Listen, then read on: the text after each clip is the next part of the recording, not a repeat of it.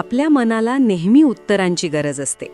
प्रत्येक प्रश्नाचं स्पष्ट, ठोस उत्तर मिळालं की आपल्याला सुरक्षित वाटतं. पण आयुष्यात काही प्रश्न असे असतात ज्यांची उत्तरं कधीच सापडत नाहीत. मी कोण आहे? जीवनाचा खरा अर्थ काय आहे? मृत्यूनंतर काय होतं? अशा प्रश्नांवर आपण जितका विचार करतो तितकंच आपण गोंधळात जातो.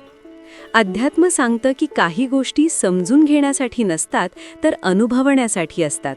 कारण सत्य हे शब्दांमध्ये किंवा लॉजिकमध्ये बसत नाही. आपण जे काही शब्दांत मांडतो ते मर्यादित असतं, पण सत्य अमर्याद असतं. त्यामुळे जेव्हा आपण उत्तर शोधायचा प्रयत्न करतो तेव्हा आपण त्या सत्याला लहान करून पाहतो.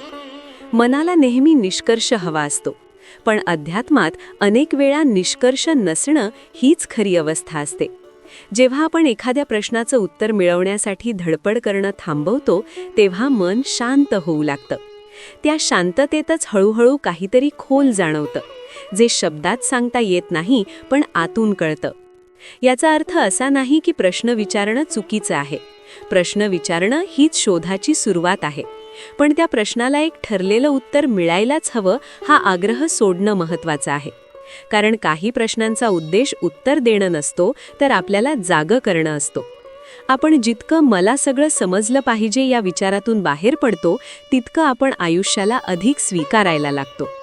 अनिश्चितता आपल्याला त्रास देणं थांबवते आणि आपण प्रत्येक गोष्ट जशांच्या तसे अनुभवायला लागतो.